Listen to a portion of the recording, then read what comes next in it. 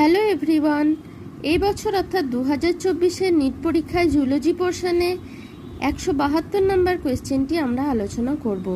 কোয়েশ্চেনে রয়েছে দুটো লিস্ট 1-এ কতগুলি রোগের নাম এবং লিস্ট 2-তে কতগুলো ক্রোমোজোমের নাম, যে ক্রোমোজোমগুলির অ্যানোমালির জন্য এই রোগগুলি হয়ে থাকে। এই লিস্ট দুটি মিলিয়ে যেটি সঠিক হবে সেটাই হবে আমাদের অ্যান্সার। কোয়েশ্চেনটা সলভ করার জন্য আমরা লিস্টে দেওয়া অপশনগুলো দেখে নেব।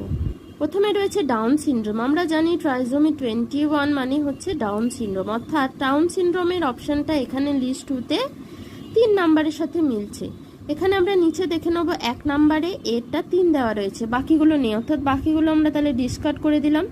এবারে বি সি ডিটা মিলছে কিনা একবার চেক করে নেব। আলফা থ্যালাসেমিয়া হয় 16 নম্বর ক্রোমোজোমের অ্যানোমালির জন্য, বিটা থ্যালাসেমিয়া হয় 11 নম্বরে, এই দুটোও মিলে যাচ্ছে।